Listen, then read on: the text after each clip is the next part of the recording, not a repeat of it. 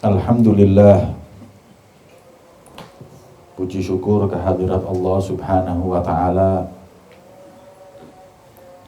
yang telah mengumpulkan kita di malam yang mulia ini, malam Jumat, di majelis yang mulia, majelis sholawat kepada Nabi yang bersabda, "Aktsiru minas salati alayya fi lailatil gharra wa fi yaumil azhar." Perbanyaklah sholawat kepadaku di malam Jumat dan di hari Jumat. Malam ini kita baru saja memperbanyak sholawat kepada beliau baginda Muhammad sallallahu alaihi wasallam, ittiba'an li sunnatihi wa imtithalan li amrih, mengikuti ajaran beliau, menjalani sunnah beliau, serta mematuhi perintah beliau. Dengannya insya Allah jadikan malam ini malam yang berkah untuk kita dan umat Nabi Muhammad SAW. Tidak ada seorang pun di dunia ini kecuali menginginkan yang paling baik. Kita pakai baju pengen yang paling baik. Kita beli mobil, kita pengennya yang paling baik.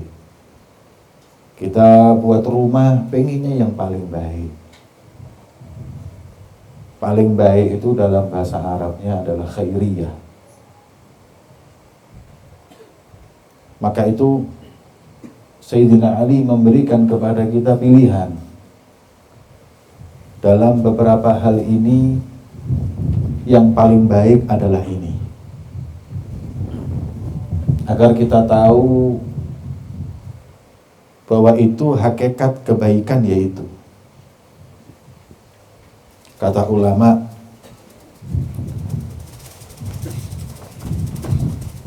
tidak ada kebaikan, tidak ada kemuliaan yang akhirnya adalah zawal, akhirnya hilang. Itu kaidah. Selama kita memiliki sesuatu yang masih bisa dibeli dengan uang, berarti kita belum mempunyai sesuatu yang berharga. Berharga itu yang uang pun gak mampu membelinya, itu baru berharga.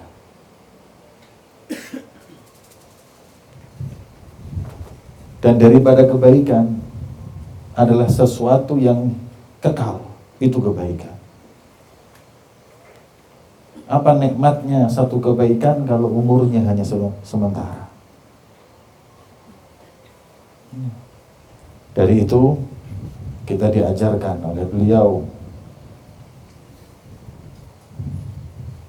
Sayyidina Ali karramallahu wajhah.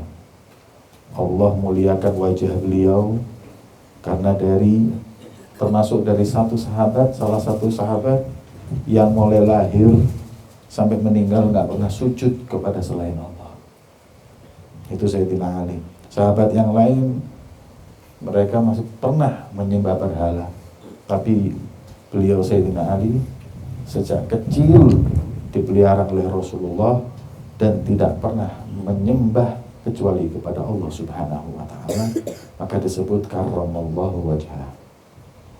Dalam riwayat yang lain karramallahu wajhah karena Sayyidina Ali itu nggak pernah lihat auratnya.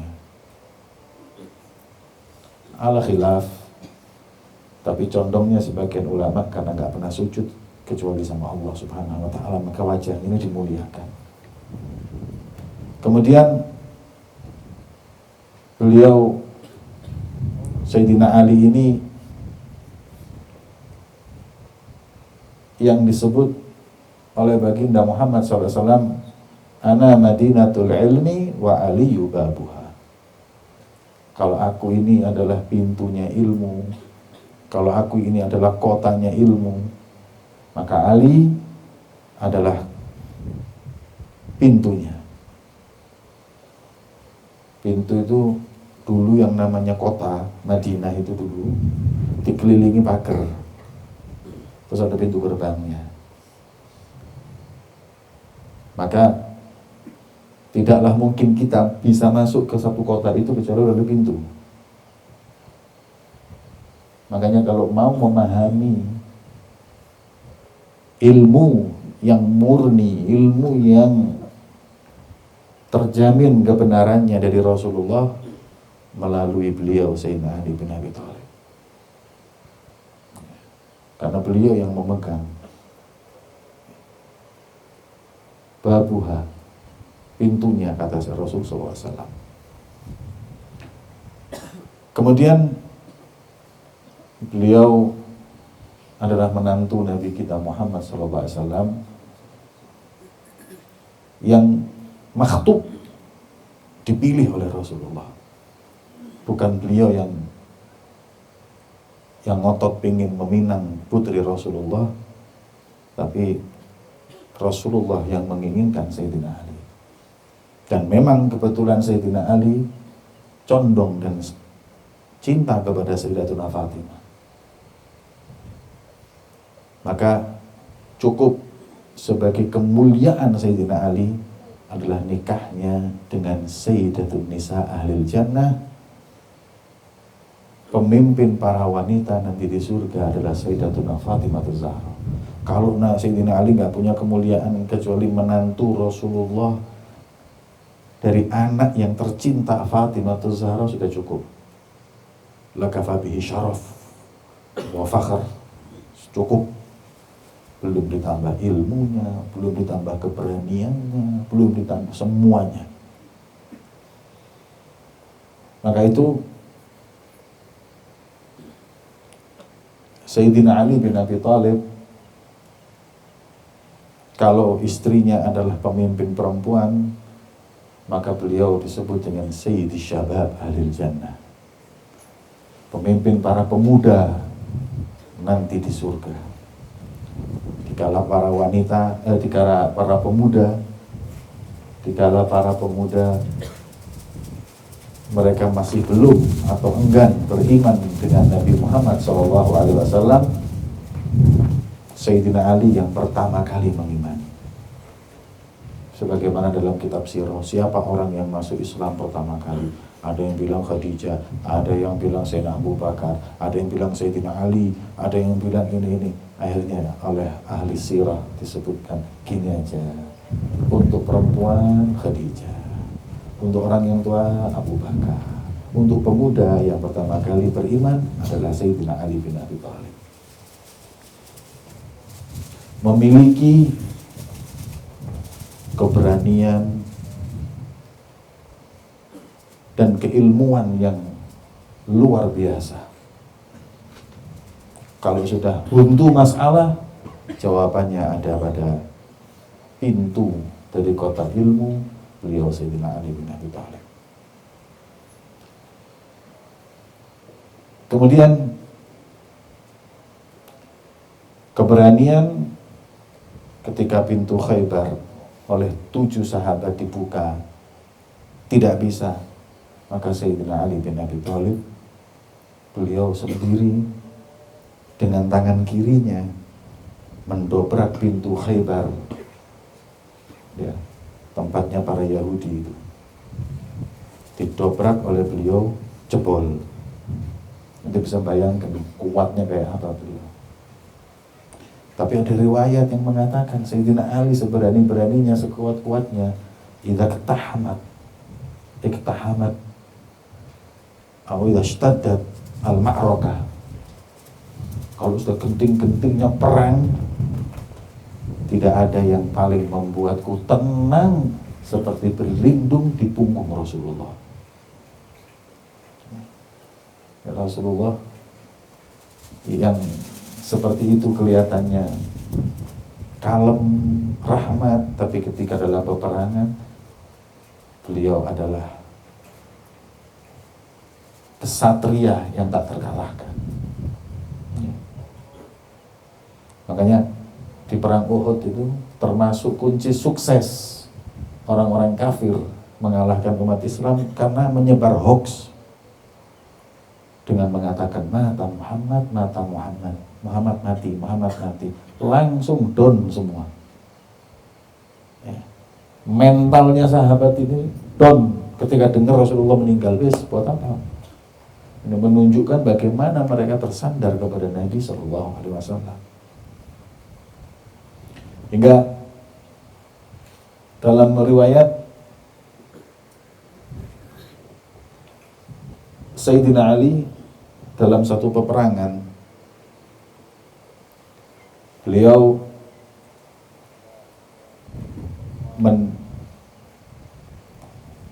menghadapi yang namanya mubarazah, duel di perang Khandaq.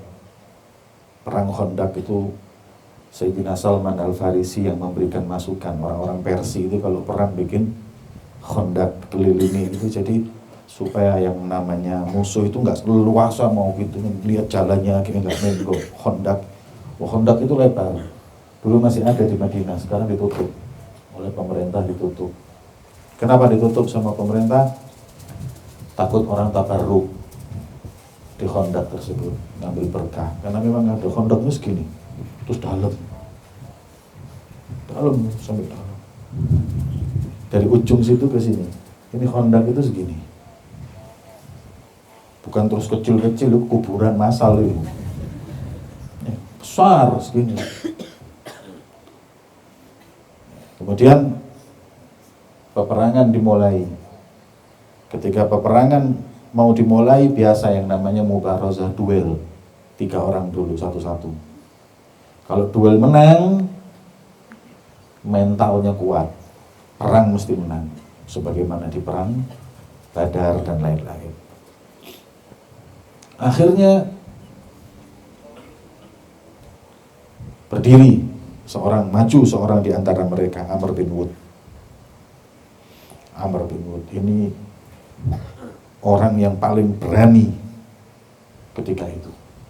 Bukan cuma berani, badannya juga kuat, besar. Khandaq segini itu diloncati sama dia. Bayangkan nanti. Sak mini itu mencari. Loncat. Kata sahabat ya, lihat orang loncat segitu, geter, lu, wasar. Aina al-jannah alladhi wa'adaha rabbuk. Mana surga yang dijanjikan Tuhan kalian? Ya, katanya al-jannatu tahta dhilalis suyuf. Surga itu ada di bawah naungannya pedang, gemerlapannya pedang. Ayo mana? Ayo yang mau cari surga, ta'al. Tebas lehernya, langsung mau bawa surga ini. Kemudian kata Rasulullah, man li Amr, siapa yang menghadapin Amr? Belum Rasulullah ngomong misi 1 detik, man li Amr, Sayyidina Ali mengatakan, ana lahu ya Rasulullah. Sayyidina Ali umurnya masih 17 tahun. Ente 17 tahun si main PS.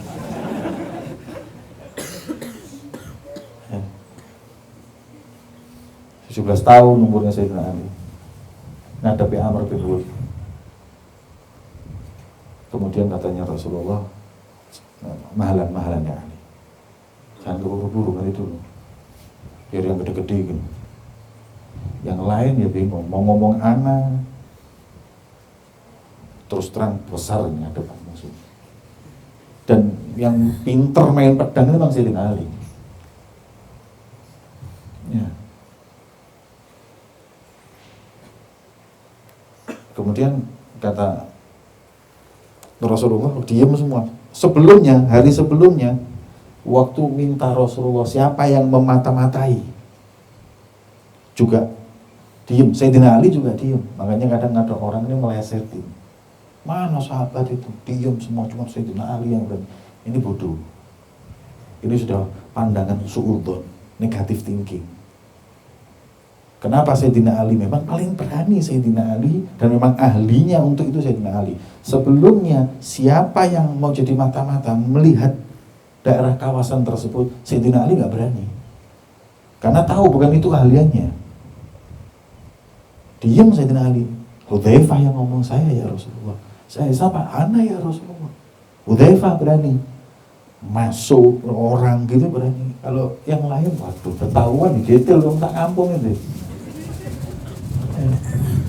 Menurut Ana mending ngadepi Amr bin Wud daripada masuk satu kampung. Kalau ketahuan sudah mati sudah. Kalau ini ya latu ya gabus. Perang ya bisa menang bisa kalah. Tapi kalau ini sudah pasti mati kalau ketahuan. Nggak ada yang berani. Nah, seperti itu. Jadi semua yang paling yakin untuk menyelesaikan dia yang mengatakan ana 2 kali mahlan ya Ali.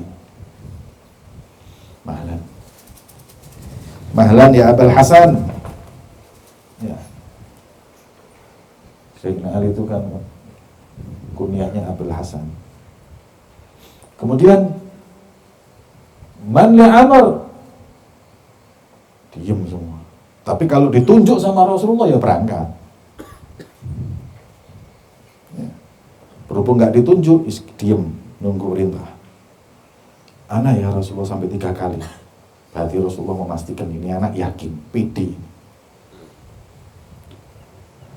Tapi Rasulullah yang justru mikir, ini Amr, Khandaq aja dilewati. Ini Ali, umur 17 tahun. Langsung sama Sayyidina Rasulullah, imamahnya dicopot. Diimamai Sayyidina Ali. Wafir riwayat dikasih pedang sama Rasulullah Dzulfikar. Saya bismillah. Sekarang tawakal, berangkat. Itu ketika Sayyidina Ali ngadepin Amr bin Wud, langsung Rasulullah itu ngangkat tangan doa sama Allah, ya Allah, unsur aliyan ya Allah. Karena memang menantu, calon menantu waktu itu, kalau salah belum menantu. Rasulullah nikahnya udah 21. Ini masih belas tahun, 18, 19 tahun, 17 tahun. Kemudian setelah adep-adepan sama Amr bin Wud, siapa inti? Anak Ali bin Abi Thalib. Abu Thalib itu apa inti? Iya, Abu Sahibi. Bapakmu lu koncoku, naik keran bareng gak anak itu. Nah, nanti punya bapak, aku kenal Abu Thalib. Aku gak ingin membunuh anaknya Abu Thalib. Apa kata Sayyidina Ali? In lam turid qatli uridu qatlak. Kalau ente tidak mau bunuh anak yang bunuh ente. Bahasa jamaah yang geladap. Kurang ajar. Ya sudah. Kalau seperti itu, bismillah. Perang. Begitu perang mulai, ya, debu itu naik. Ya, antum-antuman. Ting tuh antum-antuman ini apa namanya guling-guling sudah sampai debu itu naik nggak kelihatan, orang kafir nggak kelihatan, orang muslim nggak kelihatan, debu semua ini. Cuman orang muslim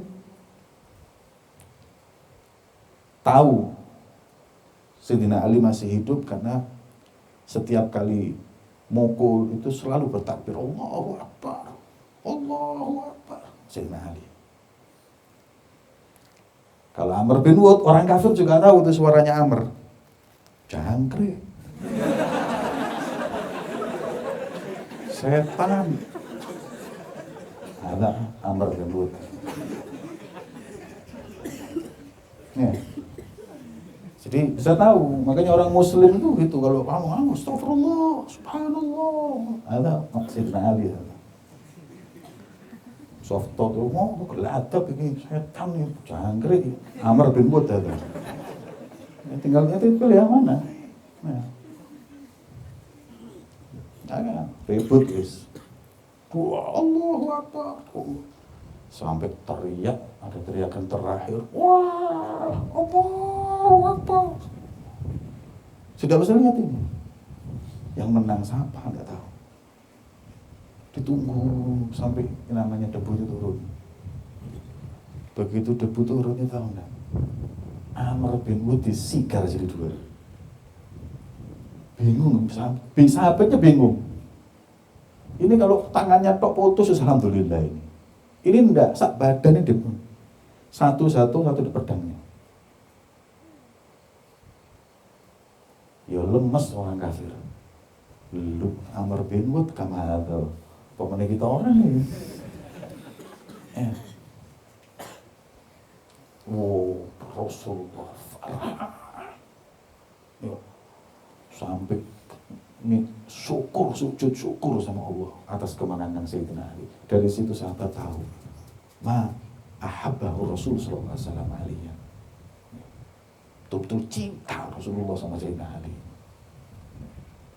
Bangga Rasulullah sama Sayyidina Ali. Kita umat Islam semuanya bangga. Amr bin Wud fa innahu Amr ya Ali. Ini Amr lu, wa in kamu. Ada huwa Sayyidina Ali bin Abi Thalib. Yang keluar dari lisannya nafais wa durar. Tak tahu. Ilmunya itu yang keluar dari lisannya itu permata. Gak bisa, pokoknya ketahuan. Kalau Sayyidina Ali yang ngomong itu ketahuan. Ya. Subhanallah. Makanya beliau mengatakan, semua orang pengen yang terbaik. Apa sebaik-baiknya warisan? Emas kah, perak kah, rumah kah? Khairu mirathin ala ilm. Ilmu sebaik-baiknya warisan. Warisan itu yang ditinggalkan. Ya. Sebaik-baiknya warisan itu ilmu. Makanya afdol kita punya anak, kita kasih ilmu daripada sekedar harta. Bisa habis, bisa sirna, tapi dikasih ilmu gak akan hilang. Saya pernah ketemu satu kiai, di mana kiai itu cerita, bapak saya itu orang miskin tapi kiai. Dia bertekad tidak memberi warisan kepada anaknya kecuali hifdzul Quran. Punya anak laki 3, semuanya hafidhul Quran dan semuanya saat ini punya pondok besar-besar, muridnya di atas 1000 semua. Karena dia nggak meninggalkan, dan kami tidak dapat warisan hatta 1000 rupiah. Kata bapaknya, jangan la tutalib al-warathah, jangan minta, jangan nuntut warisan. Warisanku adalah hifdzul Quran yang aku letakkan di kehidupan itu nanti. Betul, tiga-tiganya jadi kiai semua dan punya tahfidz semuanya. Hadza khairu mirath. Jadi kalau mau ninggalkan ke anak, tinggalkan ilmu, ini gak ada duanya. Wa khairu hirfah, irfah ay sifat. Yang dimaksud hirfah di situ sifat. Hirfah atau sifat yang paling baik. Ada sifat pemberani, ada sifat dermawan, ada al-muhim sebaik-baiknya adalah adab. Apa hakikatul adab? Yara fi nafsihi duna ghairi. Adab itu tidak pernah melihat dirinya lebih baik dari siapapun. Ini adalah hakikatul adab. Ya. Wa khairu zadin, kita punya yang namanya kehidupan ini perjalanan. Maka perjalanan ini butuh bekal. Apa bekal yang paling baik untuk menjalani kehidupan ini? Takwa. Tazawwadu fa inna khaira zadi takwa. Gak ada yang lebih baik dari jabatan ditinggal, sebentar naik, sebentar turun. Sebentar jadi wali kota, sebentar lagi jadi wali murid, sebentar kaya raya, sebentar lagi miskin. Gak ada. La khair yadum wa la surur yadum. Ya. La syarr yadum wala surur yadum, la huzun yadum wala surur yadum. Orang itu hidupnya balik-balik, tidak ada yang tahu. Yang sekarang kaya besok bisa miskin, yang sekarang miskin besok bisa kaya.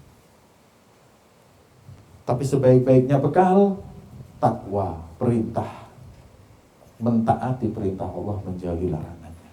Itu paling baiknya bekal. Kita kalau ingin meraih kebaikan dunia dan akhirat hanya dengan takwa kepada Allah. Badha'ah, modal. Apa sebaik-baiknya modal dalam kehidupan kita di dunia? Khairul badha'ah adalah ibadah. Ibadah ini setiap amalan yang mendekatkan diri kita kepada Allah. Seperti malam ini kita ibadah, salat maghrib jamaah, salat isya jamaah, ini kullu ibadah. Kemudian qaid, penuntun. Siapa sebaik-baiknya penuntun? Ya guduhu, yang nuntun, mengajak ke jalan yang paling benar. Apa? Al-amalus saleh. Paling afdalnya penuntun adalah amal saleh. Ya. Kalau kita amal saleh, kita dituntun karena amalan-amalan tersebut. Khairu qarinin, siapa sebaik-baiknya pendamping dalam hidup kita ini? Siapa sebaik-baiknya pendamping? Kata beliau Sayyidina Ali, husnul khuluq, akhlak yang baik adalah sebaik-baiknya pendamping. Ya. Makanya orang itu tidak punya banyak teman tapi punya akhlak, itu lebih baik daripada punya banyak teman tapi nggak punya akhlak. Hakikatnya dia sendiri. Ya. Khairul qarin husnul khuluq. Katanya ulama, ya, al-uzla khairun minal khiltah atau mu'asyarat khiltah. Sendiri itu lebih afdal, lebih aman daripada kumpul orang. Tapi suhbatus salihin lebih afdal daripada uzlah. Kita kalau nggak punya teman baik, mending di rumah aja ibadah terus. Tapi kalau kita punya teman baik, asan kita kumpul sama teman baik daripada kita sendiri di rumah. Wa khairu wazirin, sebaik-baiknya menteri. Apa dimaksud menteri? Penasehat atau ya, pemberi pengarah.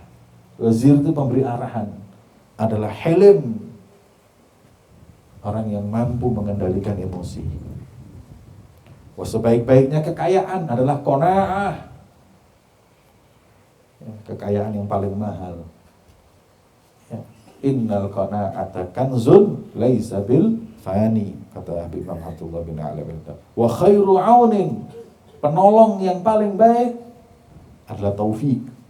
Khalqullah qudratu ta'ah lil 'abd.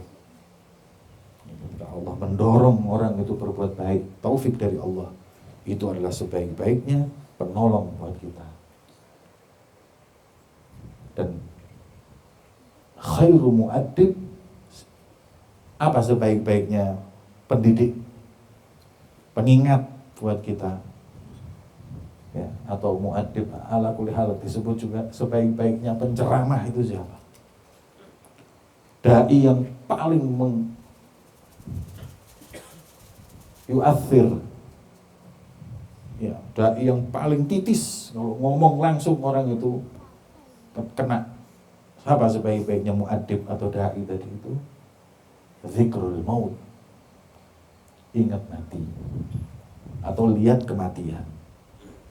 Kafa bil mauti wa'idhan, kata Rasulullah, cukup kematian adalah sebaik-baiknya pemberi mau'idhah atau pemberi nasihat.